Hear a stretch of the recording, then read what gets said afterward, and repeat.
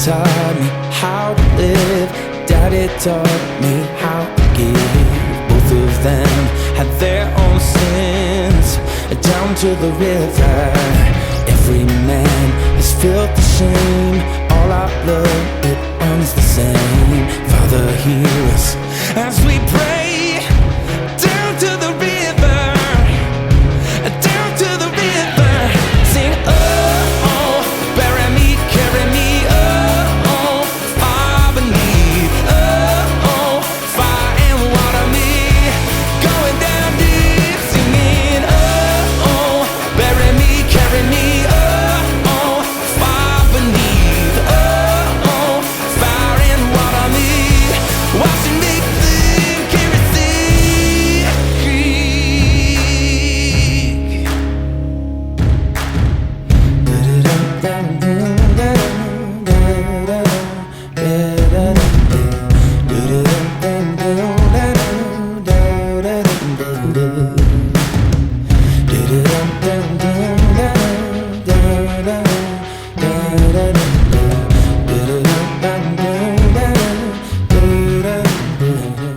Hi, welcome to the Cryptid Wilderness Research Podcast. I am CWR team member Daniel Becker up here in Anchorage, Alaska, staring into the Arctic abyss. As always, joining me, my fellow host from Quincy, Washington, Matt Slater. Hello. Matt, what's the latest? Oh, just rolling on summertime here. It's been hitting up to the mid 60s, maybe even the low 70s this week. Been getting out into a lot of the lowlands. All the snow's gone. Roads are opening up. It's great. Nice. It's actually been snowing here the last few days, just when everybody thought it was over. But you know how things are up here in Alaska. So got to give a shout out to our Cryptid Wilderness Research Network. I'm actually having to write them down now because the list keeps growing. So again, our CWR network, so thankful to have a great network of researchers to bounce ideas off of and to work together with. Chook Johnson from Chook's Outdoor Adventures, Rob Roy Menzies from the Bigfoot Art Gallery in Palmer, Alaska, Larry Beans Baxter from the Alasquatch Podcast, Robin Haynes from paranormal-empowerment.com, Duke Sullivan from World Bigfoot Central, Bigfoot Michigan Rob, our friend down there in the Detroit area. Also, our local network partner here, the Yak and Yeti Cafe here in Anchorage, Alaska, who wears our T-shirts and gives our stickers out. We appreciate them. It's always good to have local partners. Tex from Texas Front Porch, great guy down there in Texas and a good friend of the show's. And, of course, Jeff and Andy from Cryptic Investigations of Appalachia. And I'm sure I'm forgetting a couple, so please forgive me. I'll make sure I get the updated list. But upcoming stuff, I'll be speaking at the Nebraska Bigfoot Conference later this month on April 25th and 26th. That's in Grand Island, Nebraska. So if you're in that Midwestern area and can get there, there's going to be a lot of great researchers there. L.A. Marzulli is going to be there, which I'm really looking forward to hearing, as well as M.K. Davis, Christy Sci-Fi, and others. And we'll also be doing some stuff from there. Me and Matt, we're going to do some remote recordings, and I'm going to snag everybody I can to interview while down there. So if you're in that Nebraska area, get to the Nebraska Bigfoot Conference. So we'd love to see you out there. So, Matt. Yep. Who are we talking to today? Today we are talking to Daniel Hamilton from Minnesota. Excellent. I always love having Midwestern researchers on because, as I've said in previous episodes, I'm originally from the Midwest. I'm originally from Newark, Ohio, lived in Michigan, lived in Minnesota. So the Midwestern researchers and podcast hosts have a special place in my heart. And I've been waiting to talk to somebody from Minnesota. So I'm real happy about this. He is the host of the Cryptid Podcast.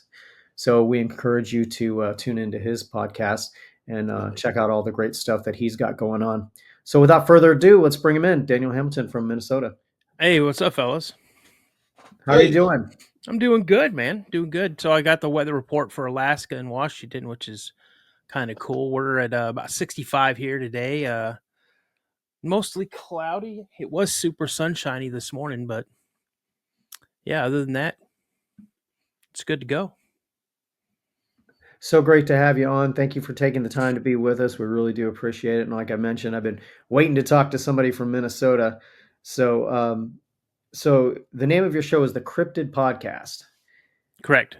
And how did you tell us about yourself and tell us how you got down this road of investigating cryptids?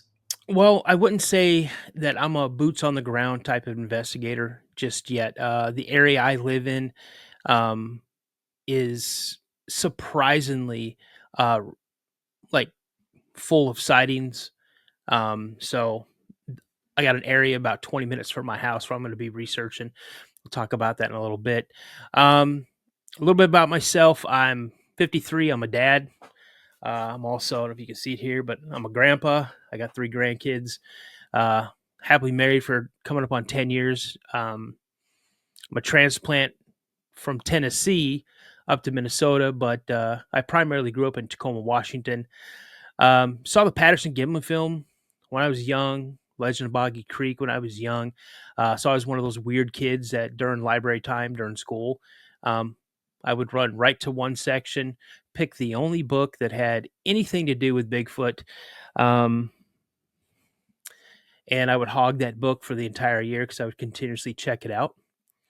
And so, yeah, that was my thing. Then in 1984, had my one and only sighting, and pretty much sat on that for about, I don't know, 30 plus years. Didn't really want it. I mean, I tried to talk about it a few times to some people. I just got laughed at, told me I was crazy. I saw a bear, or you saw a gorilla. I'm like, yeah, okay. I saw a gorilla stand on the side of a gravel road. Um, graduated in 90, joined the military during tech school up in, well, part of my training up in New Jersey. I'm not saying it was a Bigfoot or a Sasquatch, but while we were doing some training, saw something take off. It covered about 200 yards in seconds, and I was left dumbstruck with that one. Was told to keep my mouth shut. Had my final encounter in 1992 with my little brother. It's a hard one to talk about.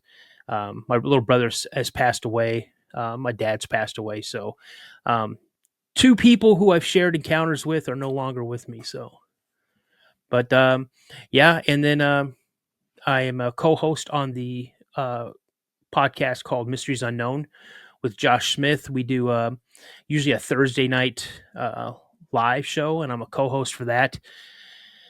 And he kind of got me into, kind of kicked me in the butt and said, "Hey, we need to, you should do a podcast." So I originally started doing a podcast called The Paranormal Narrative, everything paranormal, ghosts, that type of stuff.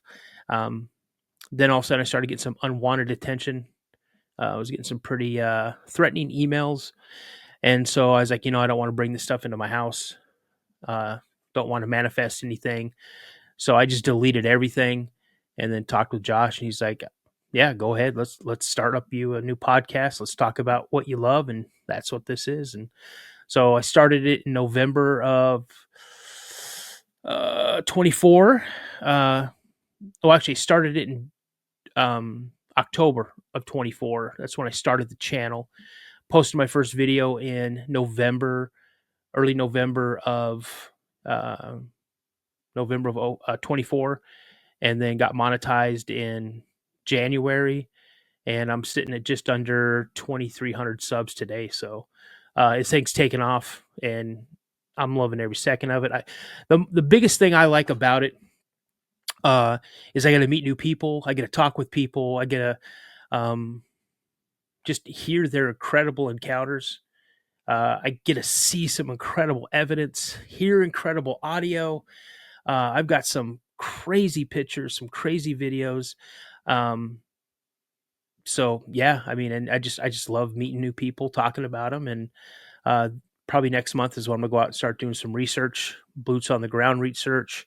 I'm not ashamed to say I'm an armchair or a couch researcher, because I like to find as much information as I possibly can and try to compile it as best I can, and then form my own opinion. Awesome.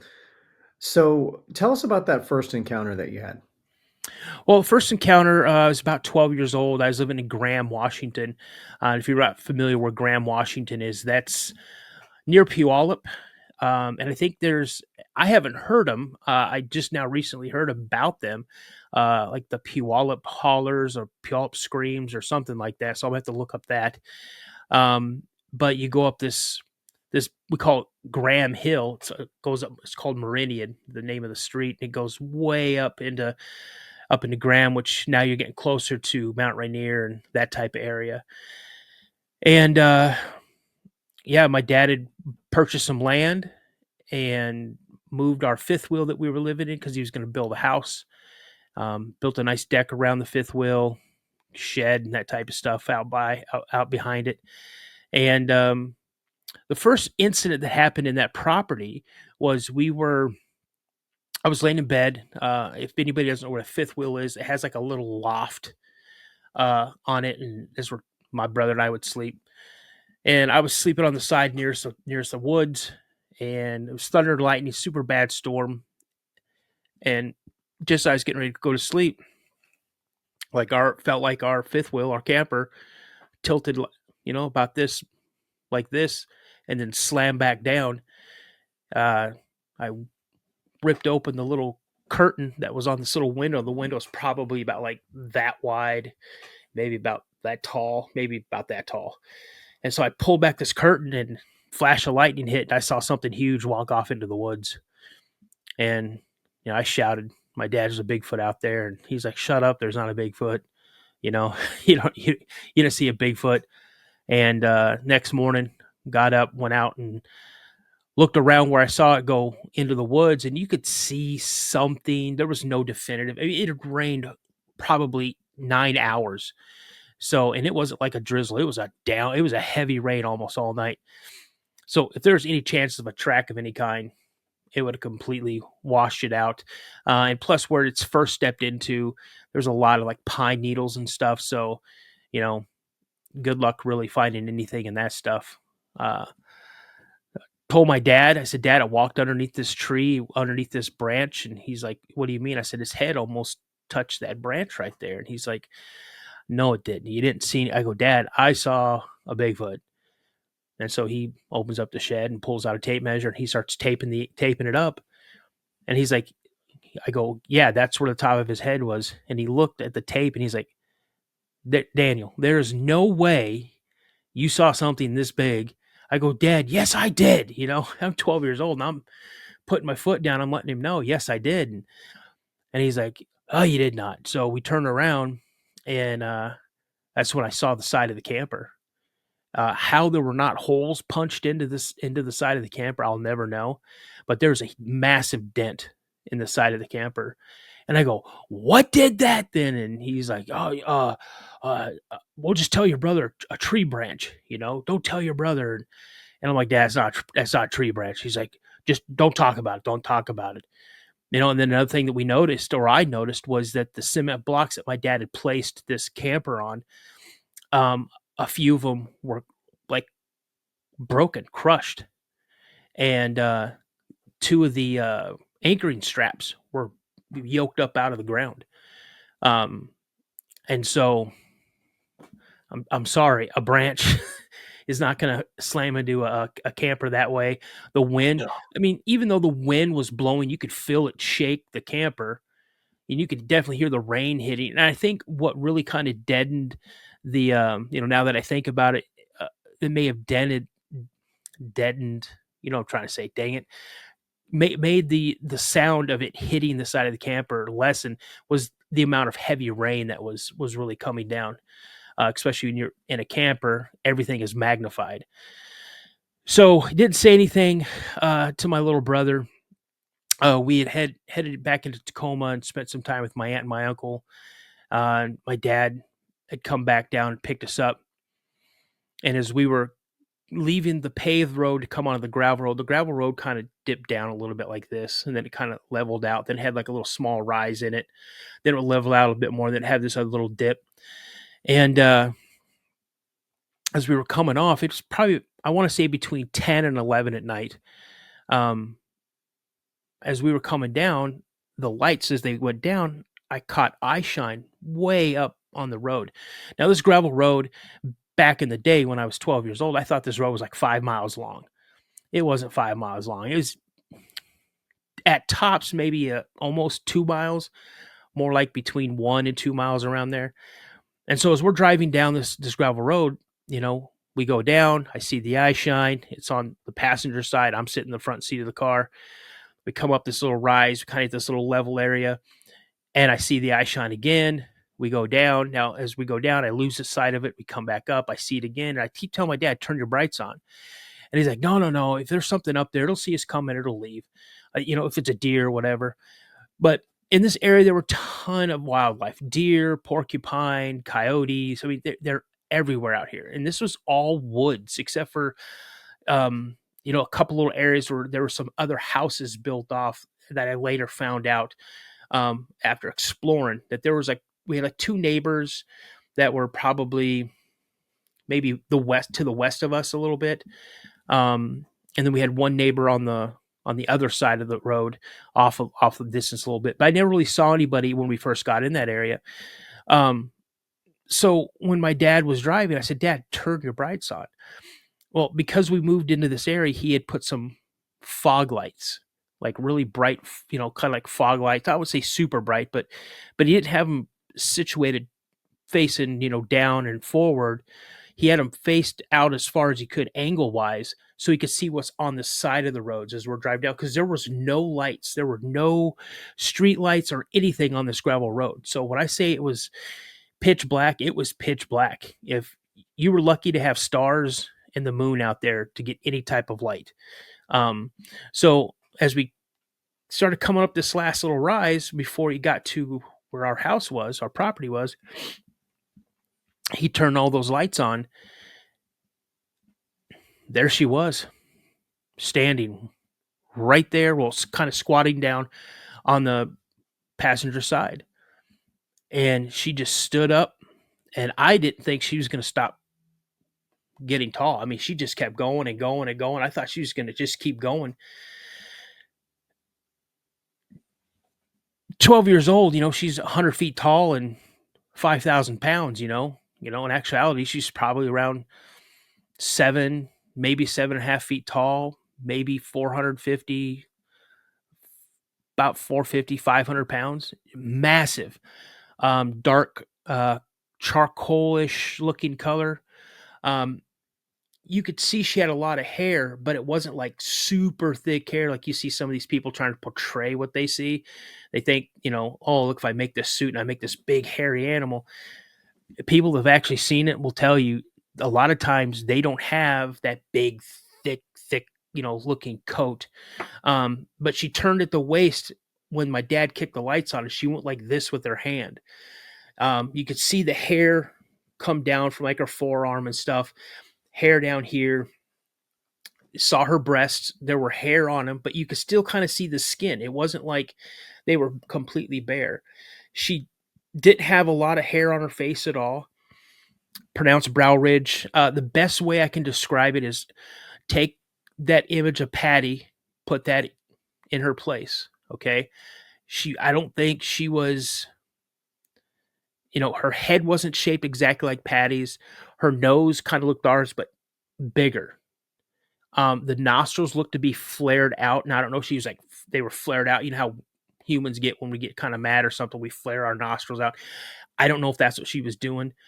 But one thing that keeps coming to my head, now I've told the story a few times, and when I first told the story, I never mentioned the lips.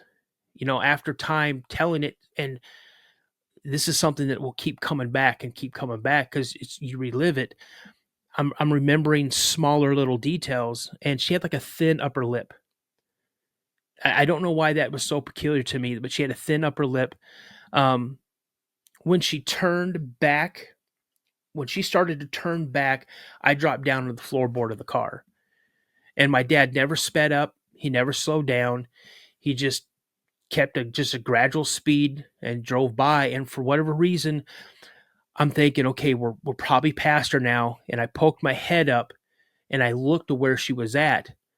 She wasn't there. She was in the wood line between 20, 25 feet away.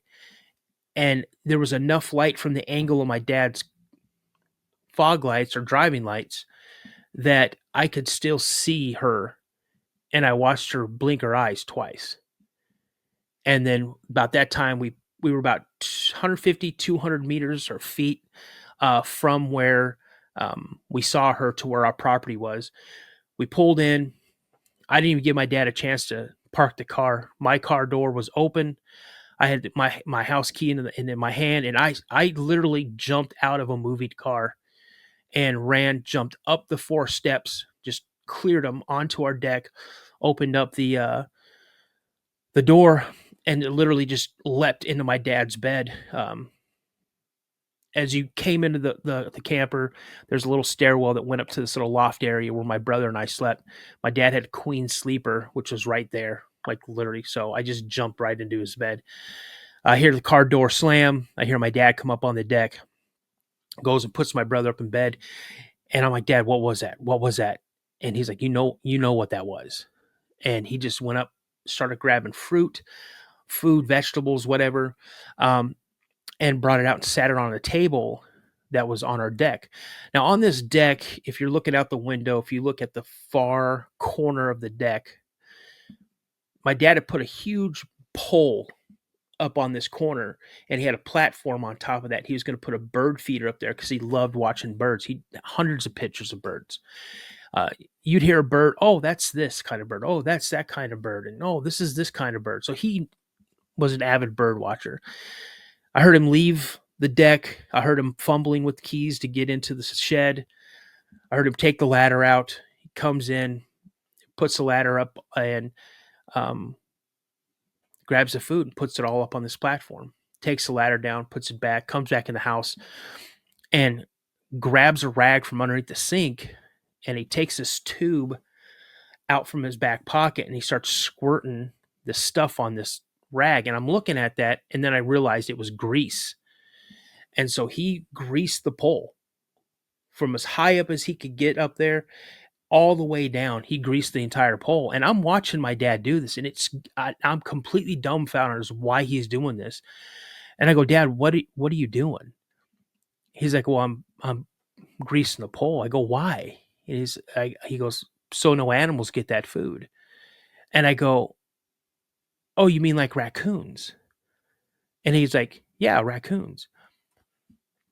I don't know why or how it did it, but it took my mindset off of what I had just seen 10, 15, 20 minutes ago, right? Completely took my mind off of it. I'm like, okay, that makes perfect sense, but it's not dawning on me why he's putting that food up there. So he comes in and he's fumbling around. I could tell, he's got something on his mind. I'm sitting there. He's like, do you want to sleep with me, buddy? I'm like, yeah.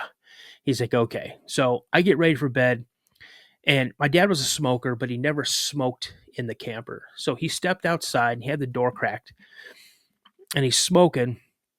And then I hear him talking, and I'm like, who is he talking to?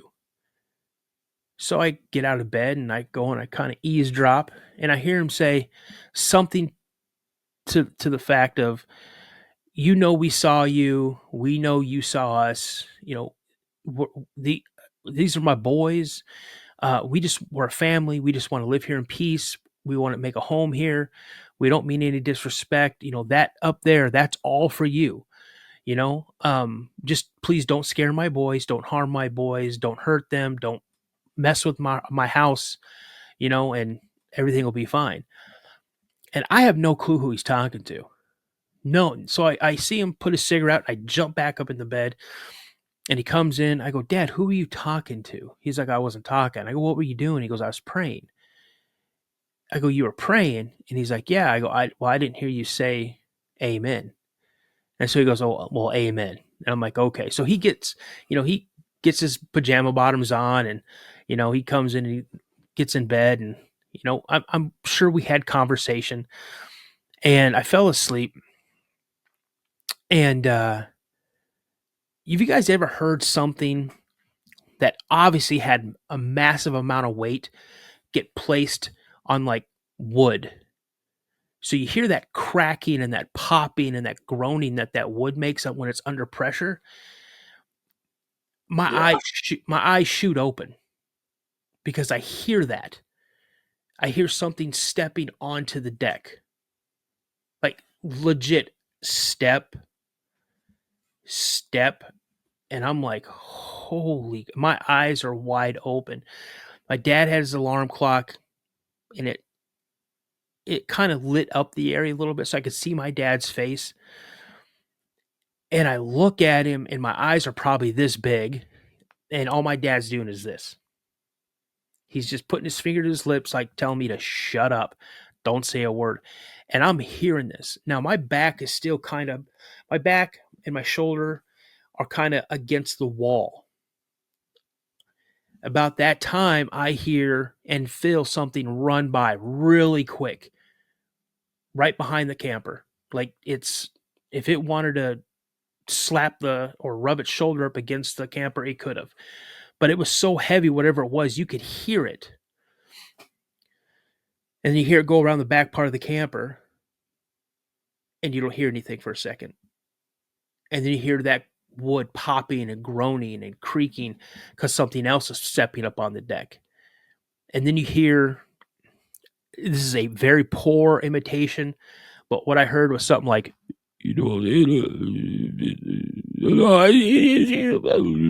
something like that. And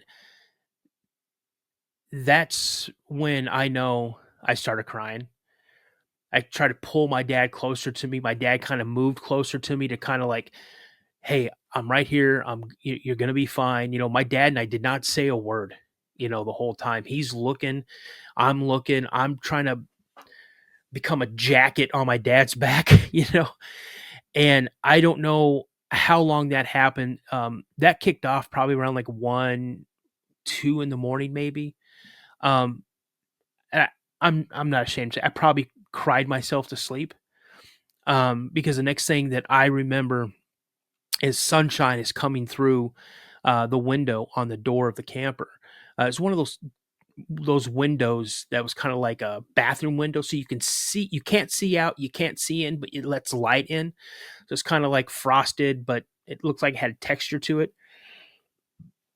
So I see that light coming in. My dad is out. I jump up, run out the front door, and I climb up on the railing, which I was not supposed to do because it was pretty high up. If I would have fell, I would have probably broke something. And so I'm walking like a trapeze artist back and forth on this railing, and I look up and I can clearly see there is nothing up on that platform. There's nothing. And I jump off, and the sound of me jumping off and hollering, "Dad, it's all gone. It's all gone. They took all the food." He comes up and he comes running out. And he's like, "Were you on that railing?" I go, "Yeah, but they took all the food." My dad's looking. And he's like, "Holy crap." And now about that time, my dad's kind of looking. I'm looking at this pole, and I noticed something where something had grabbed it in multiple locations, leaving a hand or partial handprint.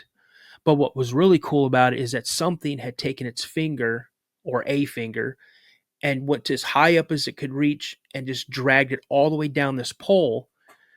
And then you could see on the railing where it wiped its finger, taking the grease, as much as the grease could off the thing. Also, my brother comes out and he's like, what's going on? And oh, nothing. Because my dad had a standing rule: do not tell your brother. So that was that whole sighting. And a few weeks after that, me and my brother were sitting at home. We're playing Atari 2600, and we've got the door open, and we hear my dad pull up, and he gets out, and I hear him go, "Jesus H. Christ," and "What the F is going on?" And like comes up, and he's like, "Daniel." I go, "Yeah." He goes, "Where's the burn barrel?" Because my dad we had a 55-gallon drum that my dad had put like 2 bags of like playground sand in, so like 20-pound 20-pound bags, so it wouldn't blow away or whatever. Or, if there was a bear or something, I'm sure bear would be able to tip it over, but he's like, "Where's the burn barrel?" And I'm like, "What do you mean? I didn't burn any trash." He's like, "Where's the burn barrel?" And I look and I go, "Dad, how do I know?" He goes, "Did you move the burn barrel?" I go, "Dad, that burn barrel weighs more than me. I'm not even 100 pounds, And he's like, "Well, I don't know where it went. I sure didn't move it." So we went out looking around, and my brother's still in there playing with the Atari. And I go walking around. My dad goes walking around, and for whatever reason, I said, let's go look over here in the woods. So I walked over in the woods. I walked in probably about 25 to 30 feet. There's the burn barrel laying on its side. And I go, "Dad, I found the burn barrel." He's like, "What do you mean?" I go, "It's over here in the woods." He's like, "Now, how did it get over here?" I go, "I tell you how it got over there." I said, "A damn Bigfoot put it in there." He's like, "Stop saying it. It's not a Bigfoot." And about that time, my little brother comes out. He goes, "What are you yelling about?" I go, "Bobby, look what the Bigfoot did." And my dad slapped me in the back of the head. He's like, "What?" I go, "Yeah, the Bigfoot threw the burn barrel in the woods." And my brother's like, "Oh," he goes, "I don't think it was one of those small ones that I saw." And then me and my dad just look at my little brother like, "What do you mean, a small ones?" He's like, "Oh yeah." He goes, "I've seen them a couple of times." I go, "What do you mean a couple of times?" He said, "Well, more than a couple." I go, "What do you mean?" He goes, "Well, when we put the speakers out on the deck and we listen to music while we're cooking out or we're out there playing cards or whatever, playing a game," he goes, "they love to listen to the music. They love it because I'll see them every once in a while. They'll come walking through just barely inside the tree line. You can see them moving. If you don't see them moving, you're not going to see that they're there, but you'll know that they're there." You know what I'm saying? He goes, "But yeah, I've seen them walk in a couple times." And so, and this is just my theory. They loved listening to my dad's music because my dad listened to like doo-wop. He listened to, the 50s, the 60s, the 70s. That's the stuff type that he loved. So we're listening to the Beatles. We're listening to the Zeppelin. We're listening to Elton John, Queen. We're listening to all this music. And I'm sure they love that stuff, right? I don't know that to be true, but this is just an assumption I'm making at this point in time. So my brother tells us, he'd thrown some tennis balls out in the woods and he's never seen them again. He would go out there where he threw them and they're nowhere to be found. We'd built a tree fort out there and it was probably about 100 feet into the woods. My brother and I would go out there every once in a while and I'd get like maybe 10, 15 feet in the woods and I'd just stop. And I'm like, "Man," and my brother goes, "We need to go back to the house." So we would beat feet back to the house. We just got that sense. He said one time that he'd walked to go to the treehouse because he left something in there. I'm not sure what, a toy, something. And as he got, the path to the treehouse was a straight path, and then it kind of went around like this, and then it kind of snaked around again. And it was right here next to the path. It was like maybe 10 feet off of the path. And my brother said he got to where that path started to turn, and he looked up just in time to see. He says one of them, I'm saying something, jump out of the treehouse. The treehouse was 15 feet in the air. Jumped out of the treehouse and just sprinted off into the woods. I remember one time being in the treehouse with my brother, and we were probably up there 5-10 minutes, and we both looked at each other and we were like, we need to go, because just the whole energy about the area just changed.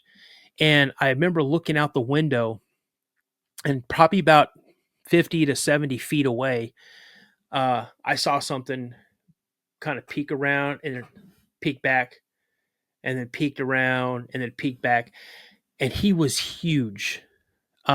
Just from what I'm thinking, of course, the female was the mom, the one that probably threw the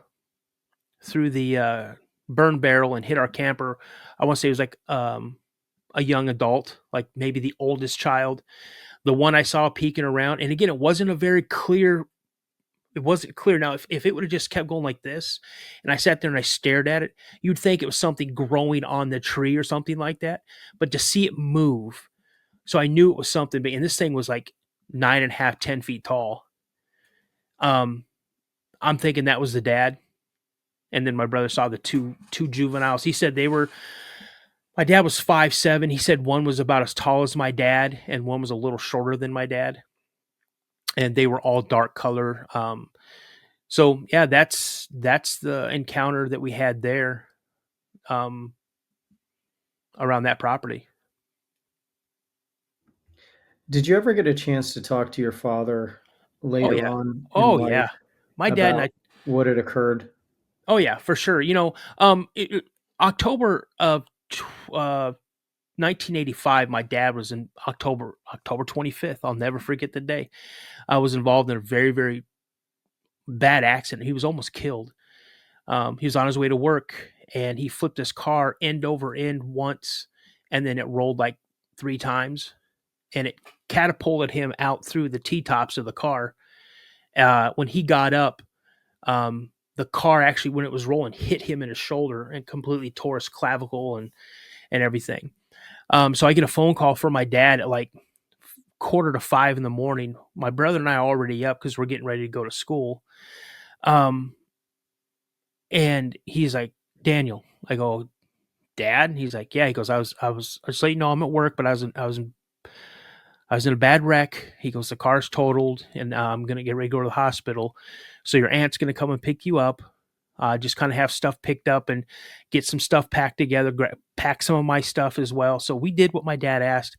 My aunt came probably around 8 or 9 o'clock, picked us up, and until the following spring, that was the last time we saw the property. Because my dad couldn't work for 6-7 months, he lost the property, which sucks. And when we went there to get our few other things out, my dad already sold the fifth wheel and everything. You could see around the camper where something was trying to peek in to the windows. And my theory on this, I don't know this to be true. I want to say it was them. Because one day we're there and the next day we're not. And then we're not there again, and we're not there again, and then we're not there for a few months. We're gone through the winter. And I think they were just kind of curious as to where did everybody go, you know? Um, and again, that whole gravel road, we'd have to walk that up to the paved road where there was one street light. That's where our bus picked us up. And so I remember not walking down the gravel road, but almost running down the gravel road with my little brother, holding his hand. I mean, he's 10. I'm 12. I'm faster than he is, but I'm hanging on to his hand like, let's go. I mean, not many times you're going to see a 12-year-old and a 10-year-old brothers hold hands like that and run down the road together. I mean, we just felt that if we had each other's hands, we knew we were going to be safe. And once we got to that light, everything felt better. Like we felt safe. So, but what was your question again there, Daniel? Oh, about talking to my dad. Right. Yeah. I've talked to my dad. I lost my dad in 2014, the Friday after Father's Day. So I lost one of my biggest heroes. But my dad, now we talked, I'd asked him many, many times, Dad, did we really see? He goes, yeah. Yeah, we saw what we saw. You know what we saw. I know what we saw. And it's funny, when I talking to my dad would tell me a couple things that happened when he was up in Alaska. So my dad grew up in Ketchikan, Alaska. And to the day that he passed away, he believed two things. Not that he believed, he knew two things were up there in Alaska. Number one was a werewolf. He wholeheartedly believed that there was a werewolf. He was out hunting. I want to say it was either before basic training or before he was going to Vietnam. And he decided he was going to do some hunting. Now, I posted this on Reddit, and I could have swore I heard my dad say elk. And when I posted on Reddit, people were like, well, there's no elk in Alaska around that area. There's no elk. And I'm like, okay, so now I look like a jerk. Like I don't know what I'm talking about, or I'm making this story up. So I called our old roommate and I talked to him earlier. And I said, do you remember that time when we were having a party down at the lake house? And he's like, we had a lot of parties. I said, well, no, remember my dad had a couple, friends, and one of his friends said that he was hearing something in the woods behind his house. He's like, oh yeah. And your dad told about his werewolf story. And I go, yeah. I said, was he hunting elk? He's like, no, he said he was hunting like mule deer or something like that. And I go, that makes sense. I said, I thought it was elk. Now, as far back as I can remember, my dad always hunted, and he hunted elk and he hunted bear. And, we lived in Washington State. So you can go up in the northern part of Washington, Montana, and shoot elk, So I'm going to give you guys a story, and it's not going to be elk. It's going to be a mule deer, because now it's confirmed that's what it was. So he's out going hunting. He wanted to get one last hunt in before he went to either basic or Vietnam. I want to say it was Vietnam. And he was driving down this logging road. He's driving. He saw these herd or group of mule deer come down off this little hillside or whatever. They went across the road and then back down, and then this buck comes down behind him. And so he stops. The car's already stopped when he sees, or his vehicle is already stopped when he sees the first deer come across the road. So he's like, okay. So he's waiting for it to go across. He grabs his gun, grabs his little knapsack or whatever, and he takes off running down where these deer went down this hill. And so he takes his binoculars out and he starts glassing the area, and he can see them. And as he's going from left to right and back, as he's coming back from his left to his right, he sees something out of just bare, like he missed it, like it was coming and he moved off of it. So he goes back and he's looking for it, and he sees it, and he goes, it was the biggest, darkest wolf I'd ever seen in my life. He goes, I've been up in Alaska since I was like 4 years old, and I've never seen a wolf this big. And he goes, it was running, then it stopped, and then it stood up on two legs, put its hand up on a tree, and was like sniffing the air. And he started sniffing and sniffing, and my dad's watching it through his binoculars, and he said that thing went like this. It went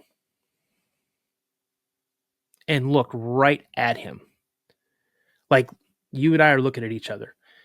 And he sniffed the air some more, and then he showed his teeth, and my dad's watching him, and he drops down and starts moving, because he's on the other side of the ridge. He's on the other ridge right across. So maybe 300 yards, and it drops down, and he was about midway up on this ridge, and he comes flying, like moving down towards my dad. As he got down towards the bottom, it went into some brush, and my dad said he lost it. So he immediately went and got his rifle, and he's scoping in now, and he's looking back and forth. He's not moving quick. He's moving slow because, again, you don't know how close this thing's going to be. And he sees it. And he said it's about 150 to 200 yards away from him. And it's looking right at him. And one of those mule deer made a noise. I'm sure it was a buck, maybe grunting or something. And it broke his attention. And he looked back up at my dad, showed his teeth again, and then took off back after those deer. It got back up on that ridge and was almost, he said, probably 60 feet from the crest of the ridge. And it stood back up on its 2 feet and touched the tree it was standing next to. And he turned over and looked at my dad, showed his teeth one more time, and then ran off on 2 feet up over the ridge where the deer had gone up and over. He said he grabbed his stuff, got in his vehicle, and hauled ass back home. Now, the exact location of where he was hunting, I don't know. I wish I would have asked him more. But when he's telling me this, I'm like 15, 16 years old. And I'm like, what? I couldn't believe it. I kind of didn't want to believe it. I think my dad's talking out of his butt. But then he goes and he starts talking about, and Daniel, you'll probably hear about this, and Matt, you too, the Kushtaka. Yeah. Mm-hmm. Okay, so when my dad lived in Ketchikan, he said Ketchikan was not a town. It was more of like a village. He goes, he remembers there was dirt roads there. And so when he's up in Ketchikan, he's telling me, oh yeah, the Kushtaka. And I'm like, Dad, what are you talking about? He's like, oh, it's the otter man. And I started laughing. Oh, you're kidding me. No way. And I start laughing my butt off. My dad had the same look on his face when he was telling the werewolf story. And he looked at me. He's like, don't laugh. He goes, it's real. And I go, Dad. He goes, I'm telling you, Daniel, if you listen to the elders from the Haidas and the Clinkets up there, he goes, I'm telling you right now, it is as real as you and I are standing here talking to each other. And I go, Dad, come on. An otter? You mean like a little cute little sea otter, a little cutesy? He's like, I'm telling you. He goes, they'll either help you or they'll trick you and they'll lead you to your death. And I'm like, Dad. He's like, I'm being serious. I'm getting kind of get goosebumps because my dad was a no nonsense guy.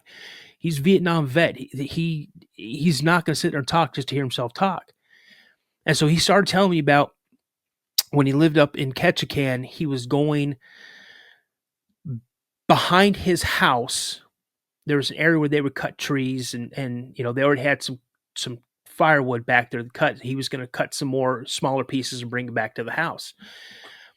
And he says, you go down this pathway, and that's where they had this little area, and they had all this, wood stacked up. And he goes, I go and I'm almost there, and all of a sudden this person just appears out of nowhere. Like just materializes. And he goes, when I was walking out there, I was whistling. My dad loved to whistle, and he's out there just carrying a tune, whistling along. And he sees this guy, and he stops. And the guy just keeps walking to him. And he goes, you got a cigarette? And I go, he asked for a cigarette. Are you being serious, Dad? He's like, Daniel, I'm telling you. He asked me for a cigarette. I go, okay. And so I gave him a cigarette. And he looked at it, like stuck it in a pocket or whatever. And as he started walking off, because that's all, he walked by my dad, and he said he stopped and turned, and he's like, hey, you shouldn't be whistling in the woods. You might not like what you find. And then my dad stopped, and just turned and watched him, and he said he walked down the path and then right off the path. Now, these woods were not thick. You could see pretty well through them. He walked off in the woods, and he just disappeared. Wow. And so my dad always told me whenever we'd go out hiking or walking around and I'd start whistling, he's like, shut up. Don't whistle. Do not whistle in the woods. And to this day, I will not whistle in the woods. That story is consistent with reports that we've heard out of the Southeast. So, wow, absolutely fascinating. Amazing encounter stories that you just shared. Yeah. Thank you for sharing that with us. Mhm. Before I throw the ball over to Matt, I wanted to ask you, in this area where you grew up with the camper and Mhm. with the sightings, have you ever considered returning there and doing some field research? I've looked at that area on Google Maps, and I don't think people would want me to come poking around their backyards. And there's a few more there. I mean, it's not like shopping mall growing up or housing developments growing up, but there's a lot more houses out there now. Not even close to the amount of trees that are out there now from when I was back there. So I hope that they moved on. I really hope, because I never had any negative experience except for that older sibling, young adult one, and that was only one or maybe two times. But other than that, I never had any. I mean, yeah, they were scary. I was 12, but I never felt threatened. So, but I would love to. I wish I could go back in time as an adult and then research it. I think it'd be fantastic. Yeah, it absolutely would be. Matt Slater. Yeah, I'm just sitting here listening to your encounter, especially the first one when you were a kid, and I'm blown away. I grew up in Battleground, Washington, on the outskirts down there in Clark County, and we were surrounded by pine trees. So I have an idea of how dense the forest can be in the foothills of the Cascades, and it's like when you're saying there's no light at night, and there is no light at night. Nope. It's pitch black, Mm-hmm. and just how dense the trees are, and that's prime Bigfoot country out there, and just that story, just I'm speechless about it. It's such an incredible story, and it's a shame that that area has been developed up and everything's been Right. pushed out. So to get that same kind of territory, you got to go in between the volcanoes, Yep. further back. Mm-hmm. Or out on Fort Lewis. Yeah, I 100% believe they're on Fort Lewis. well, they got to be. So, and through all the research that I've done, I created a checklist for myself. When the internet came around, and what really, again, I suppressed all of this. I just pushed. I didn't talk about it. I tried to talk to my wife about it. My first wife, my ex-wife, she just laughed. She thought I was just stupid. Like, you're dumb. You did not. You're just shut up. And then I've tried to tell my new wife a few times, and she's like, "Okay, you saw Bigfoot." I told my kids, and they're like, "Oh, okay." Um, I'll tell you, because I know we're kind of pressed for time. I don't want to take all your time up. Um, I don't want to go past your 60 minutes. So, um, one time we went to this place called Hunting Camp, and it was like an hour or two near Aberdeen, Washington. I was like 7 years old. My dad took me down there because he wanted me to introduce me to hunting. We were not going to hunt, but he wanted me to sit in a deer stand, that type of stuff. So we get down there, we pitched it to camp, and then the next day we went up to the deer stand. We got up there early like we normally would. I'm sitting in the deer stand, and my dad's like, "Oh, I forgot something back at camp. I'm going to run down there and get it." We were about a quarter of a mile to half a mile away from the camp where the deer stand was. He goes, "I'm going to run down there. I'm going to run back up. You'll be fine. You're safe." So it was not dark, but it wasn't light. It was like that perfect time where you could see the light, you could see things, but it wasn't light. So I'm sitting back in the deer stand like this, and I got my left foot kind of like hanging over the edge of the deer stand. And I start nodding off, and all of a sudden I feel my boot jerk. And I'm thinking, how you have like that jerking motion when you're sleeping or you're just about to hit that sleep. And so I'm kind of looking down, and and my boot's untied. I'm like, well, maybe I got caught on a nail or something. I untied my boots when I jerked. So I tie my boot back up. So I'm sitting there and I'm kind of listening, and I don't hear nothing. I'm just kind of moving my head around. I'm looking, and I start getting cozy again. I put my head down, my chin on my chest, and I just about get into that nod off point again, and boom, my foot jerks again. And now it's a lot lighter, and I could see that now my boot is untied again. I'm like, "Dad, that's not funny." I think my dad's messing with me. So I tie my boot up, and now it's a lot lighter now, and I'm sitting there, I'm just staring. I'm laser locked on my boot. And about 5-10 minutes into watching my boot, I hear this loud crack off to the right of me. Just a crack. I don't know if it was like sticks or if it was rocks, but it was just a massive ear-ringing crack. And I snapped my head over, and as I snapped my head over, my boot jerks again, and my boot's untied again. And now I'm standing up in the middle of the deer stand. I'm flipping out. I'm screaming at my dad, "You're not funny, blah, blah, blah." And I look down where the path was, and here comes my dad racing up the path because he hears me screaming. And he's like, "What are you doing? What are you doing? You're going to scare any deer around. You're not going to get to see deer." I go, "Dad, stop untying my boot." And he's like, "What are you talking about, Daniel?" I go, "You untied my boot 3 times." He's like, "Son, I did not untie you. I'm just coming back up to you." And so he gets up there and he's like, "What?" I go, "Dad, this, loud noise over there." So he takes his rifle off, and it's Marlin 30-30, and he jacks around in it, and he's like walking around, and he stops and he looks. I'm standing up and I'm hugging the tree, and I'm looking behind it because there was a tree line about 20 meters behind me, 30 meters behind us, and there was 2 paths that the animals would take.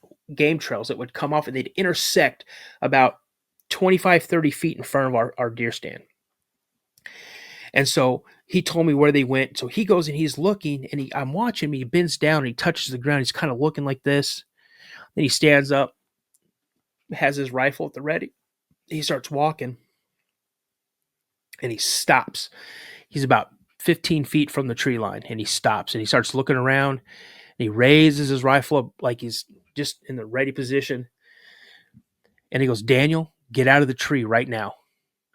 And I go, "What?" He's like, "Get out of the tree." I go, "Dad." He goes, "Get out of the effing tree right now." So I get out of the tree, and he goes, "Run back to camp right now." He goes, "I'll be right behind you."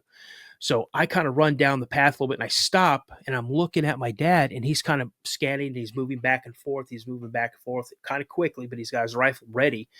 And he turns around and he sees me. He says, "I told you to get your A back to the, and so I take off running, and then I'd hear him running, and then I hear him stop. So I would stop, and I'd look, and then I'd see him come back, and I take off running, and we get back down into camp, and I see my uncle, and he's like, "Very funny, trying to scare Daniel up there. I'm trying to introduce him hunting. What are you doing?" He's like, "What are you talking about?" He goes, "I just got back into camp." He goes, "Man, it is crazy warm out here. Nothing is going to move around. They're going to stay bed down." And so we packed all of our stuff up and we left. And yeah, that's one of the earliest encounters that I realized that I had after listening to all these videos and stories. And I'm, checking stuff on the checklist. Like, this happened to me. I've seen this. I've heard this. So, but yeah. Daniel Hamilton from the Cryptid Podcast.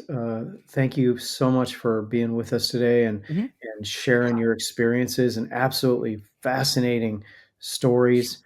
And we definitely want to have you back for a part 2. Oh, sure. Keep this conversation going, because just amazing accounts that you've told us today. And thank you so much. Where can people find you on social media? I have a Facebook page. Our Facebook group. It's the Cryptid Podcast. Not a lot of members in there. I'm not super active on Facebook. I post some content every now and again, but where you can primarily find me is on YouTube, the Cryptid Podcast. I am on Spotify, the Cryptid Podcast. I have a Instagram page that I'm trying to get more active on. Again, the Cryptid Podcast, and TikTok. I'm trying to get more active on that as well. I have a video that someone sent me. It's a 35-second clip that has over 181,000 views on it. And that's on TikTok, the Cryptid Podcast as well. All right, sir. We encourage our viewers to check out the Cryptid Podcast and all the great stuff that Daniel has going on over there. And also make sure that you tune in for the podcast of our CWR partners, the Chooks Outdoor Adventures, Texas Front Porch, Bigfoot Michigan Rob, and all those great people that we have in our network. And they all add value to the Bigfoot research community and the cryptid research community. Daniel, thank you so much for joining us. And we look forward to having you back for part 2. So for myself, Daniel Becker in Anchorage, Alaska, for my co-host there in Quincy, Washington, Matt Slater, and for Daniel Hamilton there in the great state of Minnesota. Thank you so much for being with us, and we will see you next time. Bye, everybody. Thanks. Take care. Thank you.